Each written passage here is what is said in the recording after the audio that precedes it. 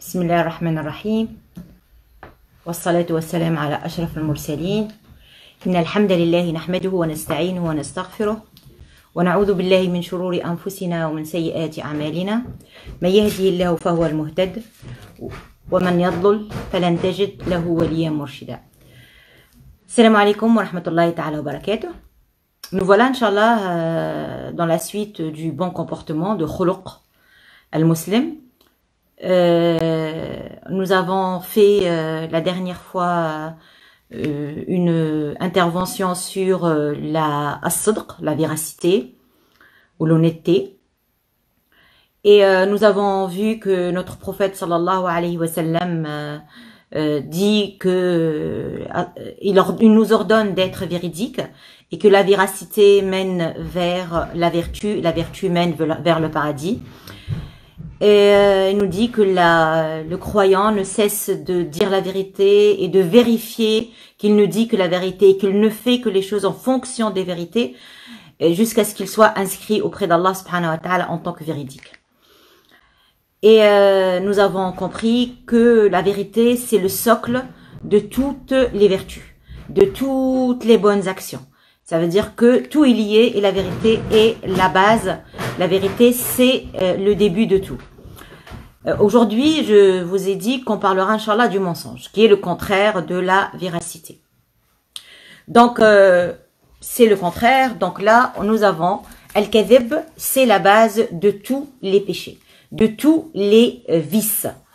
Et c'est, comme disent les savants, c'est Jima'u kulli shar. Ça rassemble tout mal.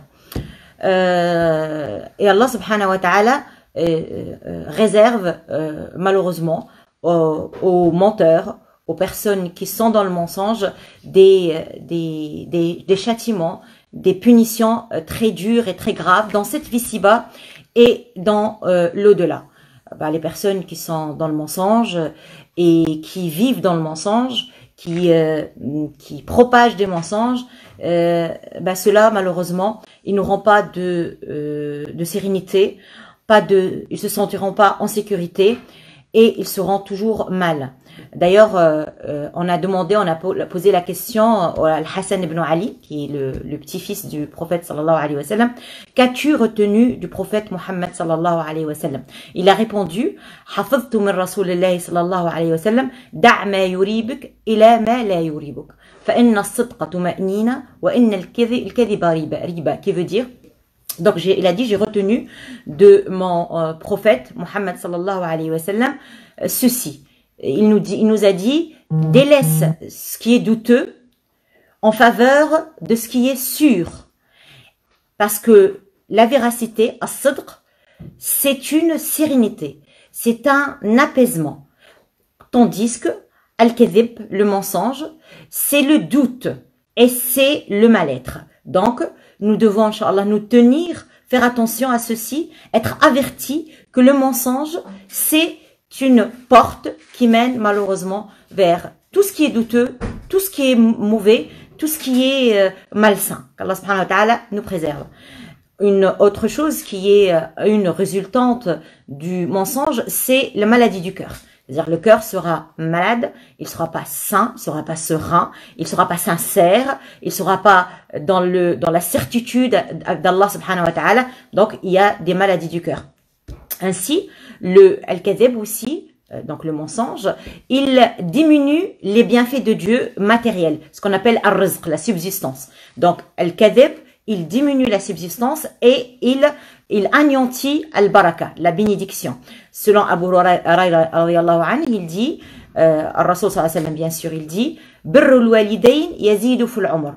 La bienveillance vis-à-vis des parents, elle augmente la vie, ou bien elle prolonge la vie.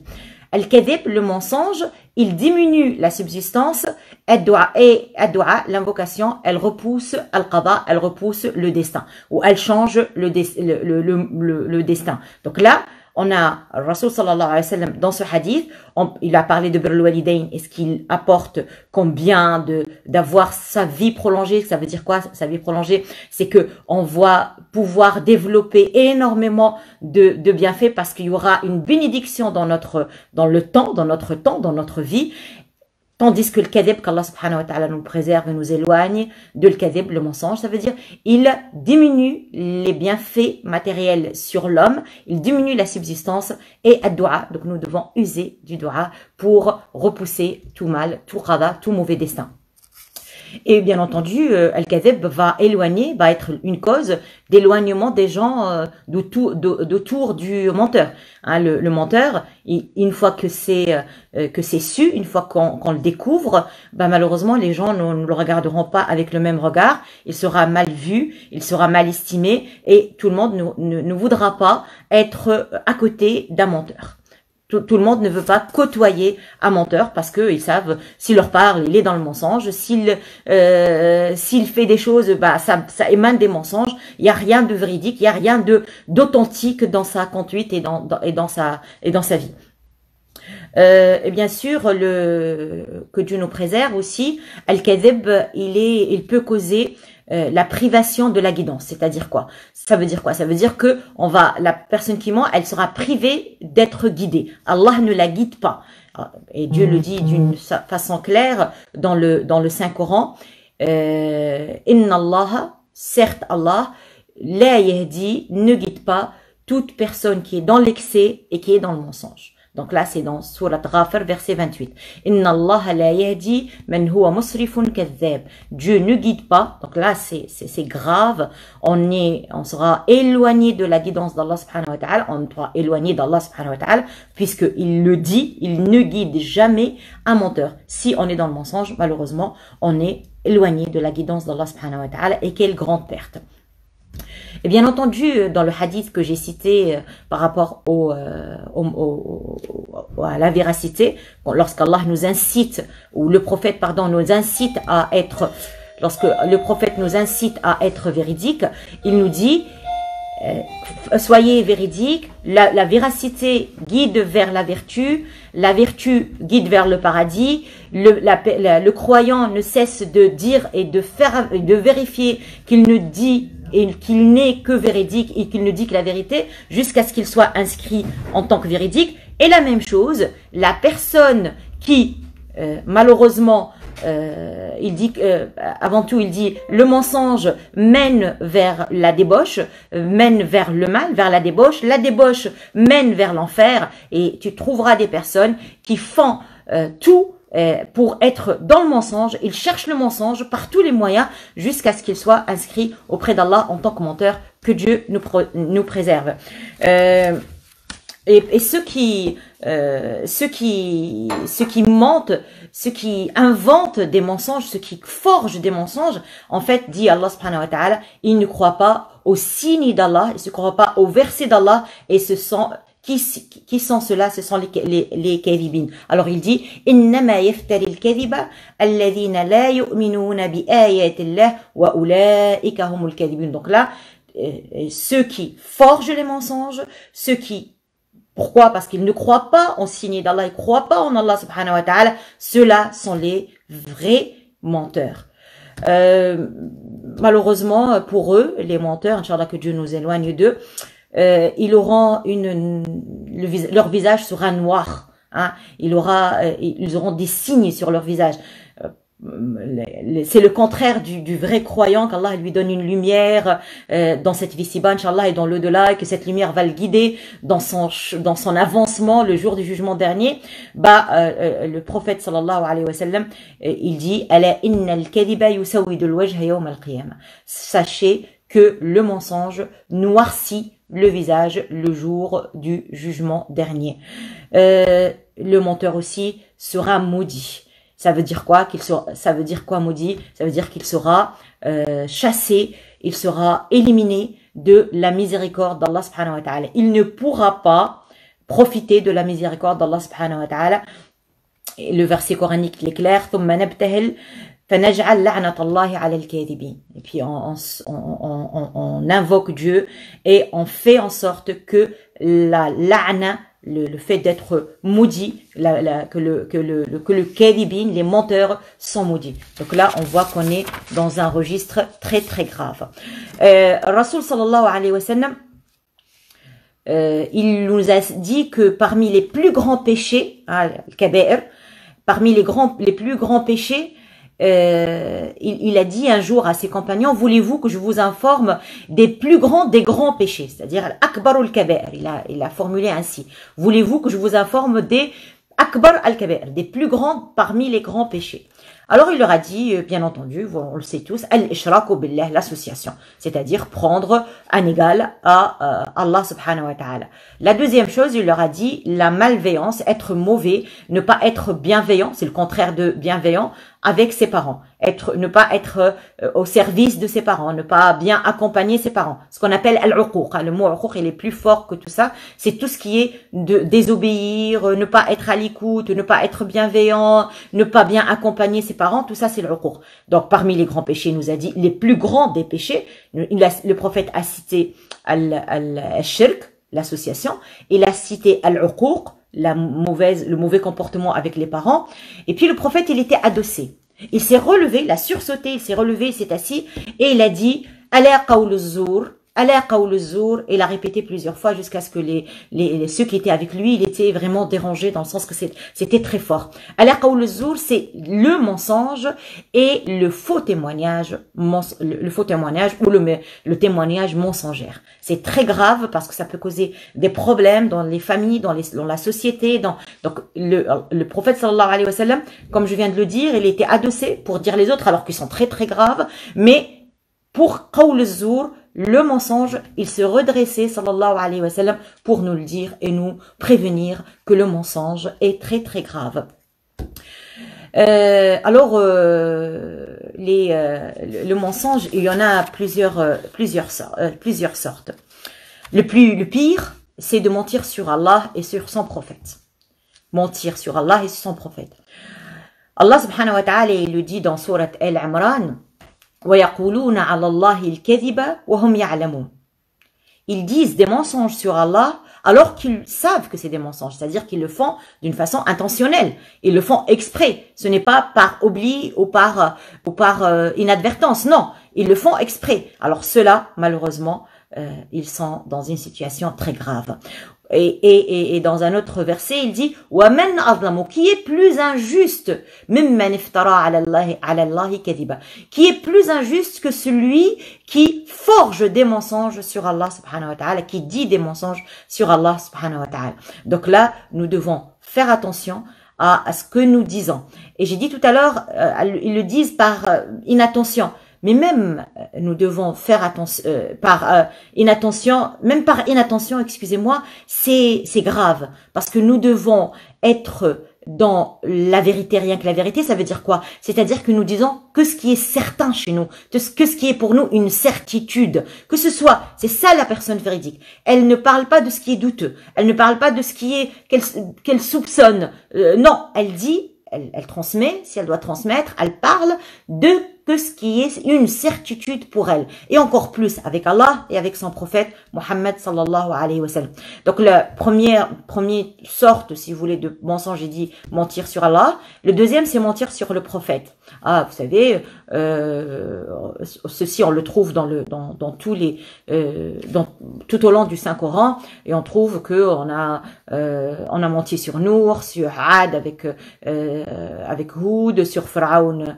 Donc il y a eu on a fait Moussa avec Pharaon et ainsi de suite. On a plusieurs versets qui nous relatent cela, relatent comment on a démenti Nuh et comment on a menti à son égard, comment on a menti sur Houd et comment on a menti sur Moussa alayhi salam. Et bien entendu, Muhammad sallallahu alayhi wa sallam n'était pas épargné. Hein. D'ailleurs, ils l'ont accusé d'être un menteur, d'être un sorcier, d'ailleurs Allah subhanahu wa ta'ala, il dit, je vous donne juste des petits exemples, dans Surat Al-Qamar, أَأُلْقِيَ الذِّكْرُ عَلَيْهِ مِنْ بَيْنِنَا بَلْ هُوَ كَذَّابٌ أَشِرٌ. Est-ce qu'il a eu la révélation parmi nous? Est-ce que c'est lui vraiment qui a eu la révélation parmi nous? Non, ce n'est qu'un menteur bien rodé, quoi. Ce n'est pas un véridique, il dit pas la vérité. Donc ils l'ont démenti. Et bien entendu, le dire que c'est un menteur, c'est un mensonge. Al-Rasoul sallallahu alayhi wa sallam. Donc ça, c'est le fait de les démentir, ou bien de leur attribuer des paroles qui sont pas les leurs. Hein, dire et ça c'est le mensonge sur les prophètes. Si par exemple une personne va venir nous voir et nous dire voilà, le prophète Mohammed sallallahu alayhi wa sallam a dit ceci et cela, alors qu'elle sait que ce n'est pas vrai, ou bien même c'est grave que lorsqu'on n'est pas certain que c'est vrai, qu'on le diffuse. Donc nous devons diffuser sur le prophète sallallahu alayhi wa sallam que ce qui est certitude pour nous, c'est ce qui est certain, c'est ce qui est vrai, et non pas ce qui est douteux, ce qu'on n'est pas sûr, ce qu'on a, les rumeurs ou je ne sais quoi. Non, on ne parle que ce qui est certain, ce qui est sûr, ce qui est sûr et certain pour nous, pour que on ne tombe pas dans le mensonge sur Allah et sur son prophète sallallahu alayhi wa sallam et sur ses prophètes, parce que c'est d'une gravité très extrême. On trouve malheureusement, vous le savez très bien, qu'il y a des hadiths qui sont forgés, c'est-à-dire qui sont vraiment faits de toutes pièces, qui n'ont rien à voir avec le prophète sallallahu alayhi wa sallam. Et ça, c'est grave. Le prophète sallallahu alayhi wa sallam, il dit, celui qui ment exprès, c'est-à-dire qu'il le fait exprès, qu'il est conscient de ce qui entre, qui ment à mon sujet, alors qu'il prend sa place en enfer. Celui qui ment, mais exprès, c'est-à-dire qu'il le fait en conscience, bah celui-là, qu'il prend sa place, sa place est déjà prête en enfer, qu'Allah subhanahu wa ta'ala nous préserve. Donc on a parlé de mentir sur Allah, mentir au sujet du prophète Mohammed les prophètes en général et notre prophète Mohammed sallallahu alayhi wa sallam en particulier, puisque nous maintenant c'est lui que nous parlons de lui, qui est notre guide, qui est notre modèle, qui est notre référence. Alors le troisième type de mensonge, c'est mentir sur les gens. D'accord? Et il a plusieurs formes. Par exemple, on va trouver un commerçant qui va mentir pour vendre sa marchandise. C'est pour cela le prophète sallallahu alayhi wa sallam, une fois, il a dit, bah les commerçants sont des désobéissants. Alors on lui a demandé, mais pourquoi au prophète de l'islam est-ce que Allah n'a pas permis la vente? D'ici, Allah, il a permis la vente, mais certains, bien entendu, on parle de certains, des fois, ils vont jurer, et là, ils font des péchés, et ils parlent, ils vont rapporter des choses, ils vont dire des choses qui sont pas véridiques, donc ils sont dans le mensonge, et c'est pour cela que, malheureusement, il y a beaucoup de commerçants qui tombent dans ce vice, dans ce mensonge, pour vendre leur marchandise. Ou un autre type de mensonge, c'est que l'homme, il va parler, va dire, j'ai vu ceci, j'ai vu cela, alors qu'il n'avait rien vu. Et ceci, c'est le qaoul zour, c'est ça le mensonge et le témoignage mensongère, ou le faux témoignage. Et attention, le faux témoignage, c'est parmi, c'est parmi les choses qui mènent, qu'Allah subhanahu wa ta'ala nous préserve, qui trempent leur auteur dans l'enfer. Qu'Allah subhanahu wa ta'ala nous préserve.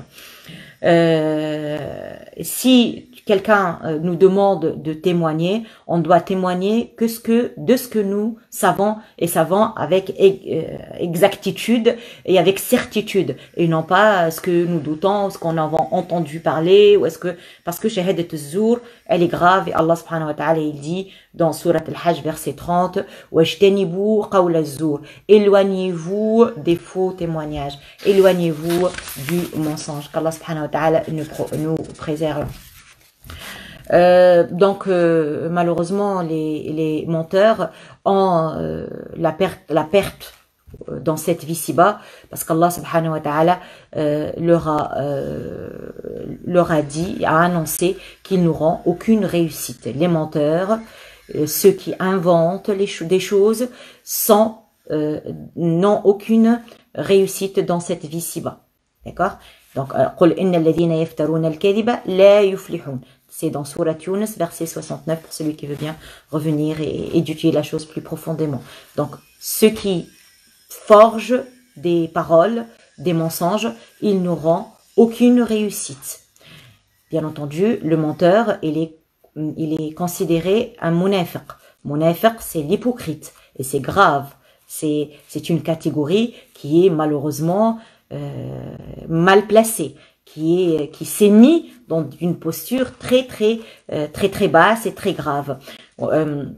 Et Allah subhanahu wa ta'ala, il nous dit dans certains versets comment certains, ils ont promis à Allah subhanahu wa ta'ala, si Allah nous donne de ses bienfaits, on va faire des aumônes, on va être des pieux. Et lorsqu'Allah leur donne de ses biens, ils deviennent avares et ils se retournent, ils se détournent de Dieu et ils ne mettent pas en application leurs promesses. Cela, ils ont dit Allah subhanahu wa ta'ala, fa'aqabahum, ils auront de l'hypocrisie dans leur cœur jusqu'au jour où ils vont rencontrer leur Seigneur, parce que ils n'ont pas tenu leurs promesses, parce qu'ils n'ont pas promis leurs promesses, qu'ils ont menti. Allah subhanahu wa ta'ala fait en sorte qu'ils sont considérés comme des hypocrites.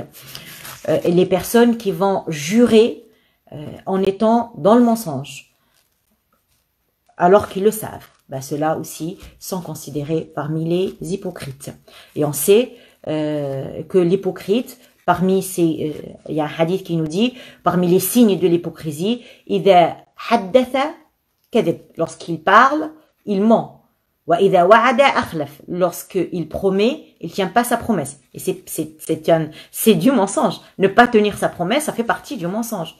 Wa idha tumina khal, et si on lui confie quelque chose, il trahit. Alors qu'Allah subhanahu wa ta'ala nous préserve. On voit déjà là que le mensonge est très grave. Il nous met parmi les hypocrites. qu'Allah subhanahu wa ta'ala nous préserve. Il met ses auteurs, ceux qui sont dans le mensonge, ils n'auront aucune réussite, ni dans cette vie ci-bas, ni dans l'au-delà. On a vu tout à l'heure que le menteur, il a son cœur. Enfin, on a dit tout à l'heure que son visage était noir le jour du jugement dernier. Le prophète nous dit que son cœur est noir parce qu'à chaque fois qu'une personne fait un péché, il y a un point noir qui vient se positionner sur son cœur. Donc le menteur, à chaque fois qu'il ment, il y a un point noir qui va venir se positionner sur son cœur jusqu'à ce que son cœur devienne tout noir, tout obscur, imperméable au bien, imperméable aux avertissements, imperméable au discours d'Allah subhanahu wa ta'ala et de son prophète, et malheureusement, donc le cœur devient noir. Qu'Allah subhanahu wa ta'ala nous préserve. Le menteur, il est dans Dhalal, il est dans la perdition, parce qu'on a dit tout à l'heure qu'Allah subhanahu wa ta'ala ne guide pas toute personne qui est dans le mensonge et dans al-kufr, dans la mécréance. Et bien entendu, al-kadhab finnar, al-kadhab, il est destiné aux enfers. Donc le menteur, il fait des crimes en fait, si vous voulez, pour sa personne, pour sa société. Donc, il n'aura pas d'autre récompense, comme dit Allah subhanahu wa ta'ala, autre que l'enfer. وَالَّذِينَ كَفَرُوا, dit Allah subhanahu wa ta'ala, وَكَذَّبُوا بِآيَاتِنَا أُولَئِكَ أَصْحَابُ الْجَحِيمِ. Ceux qui ont mécru et qui ont démenti nos signes, ceux-là sont parmi les gens de l'enfer. Qu'Allah nous préserve. Mais bon, donc là, on s'est rendu compte que le mensonge est très grave. On s'est rendu compte que c'est la base de tous les péchés. Moi, je me souviens d'une histoire, c'est que le prophète sallallahu alayhi wa sallam était abordé par une personne qui lui disait « Je veux être bien, je veux me corriger, je veux revenir au droit chemin, mais j'arrive pas en fait. » Le prophète, il lui a dit « Promets-moi une chose, c'est d'être véridique, de ne dire que la vérité. C'est tout. Tiens-toi à ça. » Le monsieur qui voulait revenir à Dieu, donc il a vu le prophète, je sais plus à quel moment, arrivé le moment d'après, je sais plus si c'était le soir ou le matin, et il avait l'habitude de faire certains péchés. Et là, il voulait le faire, mais il a dit, si je le fais, et le prophète me demandera le lendemain qu'est-ce que j'avais fait pendant ma soirée, je n'oserais pas lui dire que j'ai fait ceci, et je lui ai promis de ne pas mentir. Donc s'il s'est abstenu. Le lendemain pareil, le surlendemain pareil, jusqu'à ce que, alhamdoulilah, c'est devenu une habitude de ne plus mentir. De ne pas mentir, et ne pas mentir a engendré de ne plus pécher. Donc, le mensonge, des fois, on veut cacher une bêtise par un mensonge. Ah, j'ai fait une bêtise et j'ai peur de mes parents ou de mes supérieurs ou de mes amis ou du regard des gens, donc je mens. Alors là, je me rends pas compte que je suis en train de m'enfoncer. Donc la personne qui fait ça, elle fait une bêtise, un péché, et elle rajoute un autre, encore plus grave. Au lieu de revenir à Allah subhanahu wa ta'ala, demander son pardon, implorer son pardon et décider de ne plus refaire, regretter la mauvaise action, non, on va cumuler encore d'autres péchés et le mensonge vient vers le mensonge. Et bien entendu, le menteur n'aura plus aucune crédibilité auprès des gens parce que, vous savez, le mensonge comment dirais-je, certainement il sera dévoilé. On peut pas, parce que le menteur, comme on dit dans un proverbe arabe, le menteur attends un petit peu et repose-lui la question, il te donnera une autre version. Donc il va changer vu que c'est quelque chose de forgé, quelque chose qui ne tient pas. Et puis le musulman doit s'y tenir à dire la vérité même en plaisantant. Et le prophète sallallahu alayhi wa sallam, il dit: je promets une demeure au milieu du paradis pour la personne qui délaisse, qui s'éloigne le mensonge même en plaisantant, même dans les plaisanteries. C'est-à-dire que le croyant, le vrai croyant, il va essayer d'être véridique partout et de tout, à chaque moment, chaque instant et chaque moment de sa vie. D'accord? Que ce soit en plaisantant ou en étant sérieux, en étant avec les enfants, en étant avec les aînés ou autres. Donc en regardant, lorsque Rasoul sallallahu alayhi wa sallam c'est un jeune compagnon, il était petit, et sa maman, elle lui a dit: viens, viens, je vais donner quelque chose. Et le prophète sallallahu alayhi wa sallam, il a posé la question à la maman, il lui a dit: qu'est-ce que tu voulais lui donner? La maman, elle a dit: je voulais lui donner des dattes. Il lui a dit: attention, si tu n'avais rien à lui donner, si tu lui as dit viens, je te donne juste pour l'attirer, bah ça aurait été compté comme un mensonge. Et le prophète lui dit dans d'autres hadiths: attention, ne dites pas ta'ala hek, viens, je te donne, si vous n'êtes pas dans la vérité, c'est-à-dire que tu n'as pas quoi lui donner ou tu ne vas pas lui donner juste pour l'attirer. Donc là, faisons attention. Pourquoi le prophète sallallahu alayhi wa sallam, il fait très attention à cela, et là, ça rentre dans l'éducation des enfants. C'est pour nous dire: attention, si tu vas apprendre à l'enfant que le mensonge, c'est juste quelque chose, c'est une plaisanterie, c'est un jeu, c'est rien du tout, bah il va le prendre ainsi, il va vivre sa vie avec le mensonge. C'est-à-dire que le mensonge fera partie de sa vie parce que vous parents, nous lui avons donné ça depuis son plus jeune âge, on l'a habitué à ça. Et vous savez que malheureusement, c'est avec les habitudes, habituées, répétées, tout ça, que les mauvaises actions, les mauvaises habitudes s'installent. Et par contre, nous pouvons très bien installer les bonnes habitudes aussi par l'habitude, on apprend à l'enfant par notre façon d'être, par notre attitude, par notre comportement, par nos paroles, parce qu'ils sont comme des éponges et ils prennent ce qu'on fait, ce qu'on dit, vraiment directement, sans filtre, surtout lorsque ça vient de leurs parents ou de personnes qu'ils estiment. Alors, pour ne pas tomber dans le mensonge, avant tout et la première des choses, de comment réparer, comment soigner, si on peut dire, le mensonge, et comment l'éviter. Le premier épisode, je dirais, la première phase, c'est que le croyant doit essayer de fortifier sa foi, donner plus de place à sa foi dans son cœur, être plus imprégné par la foi en Allah subhanahu wa ta'ala, jusqu'à ce qu'il arrive à ne plus craindre autre chose qu'Allah subhanahu wa ta'ala. Il ne craint qu'Allah subhanahu wa ta'ala. Il ne demande qu'Allah subhanahu wa ta'ala. Il aspire qu'Allah subhanahu wa ta'ala. Il sait que Allah qui va être bénéfique pour lui. S'il demande quelque chose, il va la demander à Dieu. Et s'il demande de l'aide, il va le demander à Dieu. Comme Allah, il avait conseillé à un jeune, il lui a dit: إِذَا سَأَلْتَ فَاسْأَلِ اللَّهِ وَإِذَا اسْتَعَنْتَ فَاسْتَعِنْ بِاللَّهِ.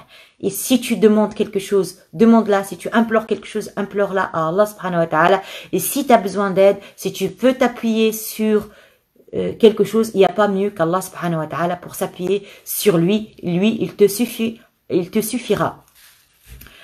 Et parmi les moyens pour fortifier cette foi, c'est que on doit savoir, c'est le fait de savoir qu'Allah sait tout ce qu'on fait et tout ce qu'on dit, et il sait même tout ce qu'on on intériorise. Tout ce qu'il y a à l'intérieur, ce qu'on montre et ce qu'on cache. Et surtout, être conscient qu'Allah, il est là, qu'il sait tout ce que nous faisons. On peut le cacher à nos parents s'il y a, on peut le cacher aux autres, mais Allah, il est là. Et quel déshonneur de pécher, de faire des mauvaises choses devant Allah subhanahu wa ta'ala, tout en sachant qu'il est là, qu'il est présent, qu'il est à nos côtés. Donc nous devons, lorsque cette présence d'Allah subhanahu wa ta'ala, elle est bien présente en nous, que nous la ressentons vraiment, bah ceci nous empêchera de faire des péchés et notamment de mentir. Et Allah subhanahu wa ta'ala, il dit d'ailleurs pour nous faire sentir sa présence par rapport au mensonge, il dit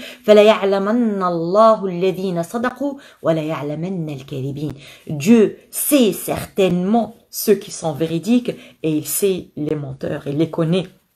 Donc Allah connaît et il sait les véridiques et il connaît les menteurs.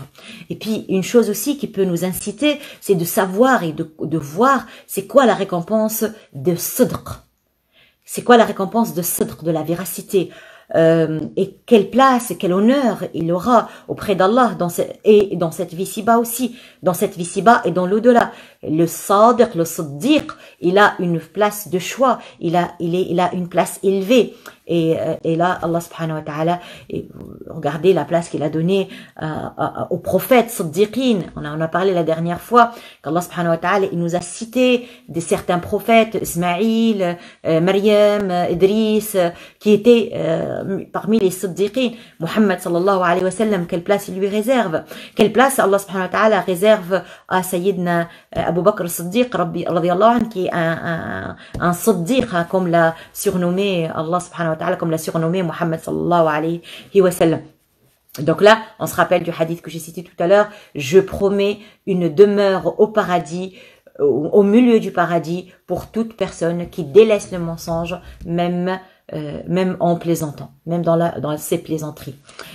Et puis au contraire, donc on va essayer de savoir toute la récompense, tout le bienfait du sidq, de la véracité, de la vérité, et on va aussi chercher à savoir quelle est la mauvaise destinée, quel est le sort du menteur, parce qu'Allah subhanahu wa ta'ala, il déteste les menteurs. D'ailleurs, même le prophète sallallahu alayhi wa sallam nous raconte, Sayyida Aïcha radiyallahu anha, elle disait, lorsque le prophète sallallahu alayhi wa sallam voit quelqu'un mentir, bah, il est délogé de son cœur jusqu'à ce qu'on lui apprenne ou qu'on lui annonce qu'il s'est repenti, qu'il est revenu à Allah subhanahu wa ta'ala. Donc c'est grave, c'est très grave. Et Allah subhanahu wa ta'ala, il déteste, yabrad en arabe, et yabrad les menteurs. Il déteste les menteurs et les gens aussi. Ils détestent les menteurs, ils leur font pas confiance.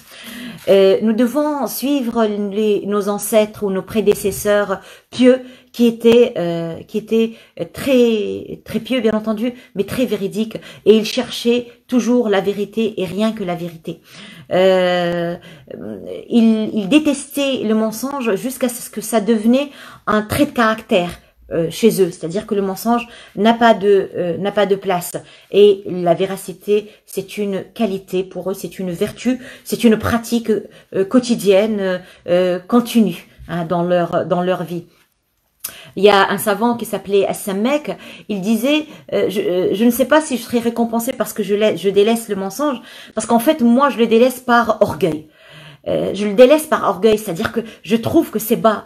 Franchement, moi je disais toujours à mes élèves, les péchés en général, le mensonge en particulier, on doit le regarder d'en haut. C'est pas digne de nous, hein. Certes, nous devons être toujours dans la modestie.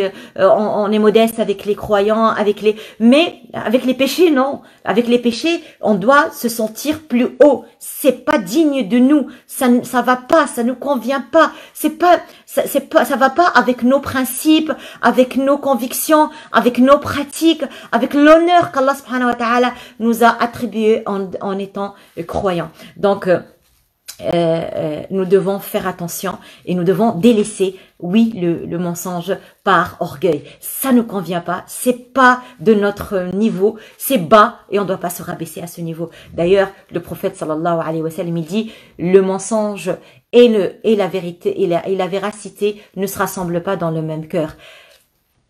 C'est grave. C'est pour cela qu'il dit, sallallahu alayhi wa sallam, dans un autre hadith, lorsqu'on lui a posé, est-ce que le musulman peut faire tel péché? Il a dit oui. Est-ce qu'il peut faire tel péché? Il a dit oui. Et lorsqu'on est arrivé au mensonge, je lui ai dit, est-ce que le prophète, sallallahu alayhi wa sallam, il a dit au prophète sallallahu alayhi wa sallam, est-ce que le musulman peut, ou le croyant peut mentir? Et là, le prophète sallallahu alayhi wa sallam, il a répété 3 fois, al-mu'min la yakzib, al-mu'min la yakzib, al-mu'min la yakzib, qui veut dire, le croyant ne ment pas, le croyant ne ment pas, le croyant ne ment pas. Il y a plusieurs explications de ce hadith. Il y a ceux qui disent que celui qui ment, il n'est pas croyant du tout. Et le plus juste, je dirais, et le plus modéré, c'est ce qui dit que lorsque on ment, au moment du mensonge, au moins, la foi, elle s'échappe du cœur. Et c'est grave. C'est grave d'être malheureusement privé de cette foi, de notre trésor le plus fort. Donc, on récapitule pour dire la vérité ou la véracité, c'est la base et le socle de toutes les vertus. Donc, nous devons nous y tenir, jamais faire ou dire des choses que nous ne sommes pas certains, sûrs et certains. On ne dit pas des choses qui sont douteuses, qu'on doute, ou des rumeurs, on les répète pas. On fait attention à cela, parce que ça peut être très grave, ça peut causer des problèmes à soi, mais ça peut des problèmes à sa communauté, à sa famille, à sa société. Pareil, donc le mensonge, on va essayer de le fuir, de l'éviter, parce que malheureusement, le sort du menteur, c'est l'enfer, c'est al-bourd d'Allah subhanahu wa ta'ala, c'est qu'il sera détesté par Allah subhanahu wa ta'ala, et ceci est très grave. Et nous croyons, nous cherchons l'amour d'Allah pour être préservés, protégés par Allah subhanahu wa ta'ala, qu'Allah nous accorde et fasse en sorte qu'on soit parmi as-siddiqin, et qu'on fasse en sorte à faire attention à notre langue, parce qu'elle peut nous conduire au paradis, comme malheureusement peut nous conduire en enfer, et peut baisser et puis jeter celui qui commet des péchés avec sa langue, ces péchés peuvent le jeter au fond, dans les profondeurs de l'enfer, qu'Allah subhanahu wa ta'ala nous préserve. Alors je me répète, Allahumma ja'alna min as-siddiqin, et wa taqabbal Allahu minna wa minkum, qu'Allah subhanahu wa ta'ala agrée nos bonnes actions, qu'il pardonne nos manquements, et qu'il nous aide, Inch'Allah, à bien finir ce mois béni dans l'adoration et dans l'élévation et dans le pardon. Inch'Allah, qu'on sera tous pardonnés,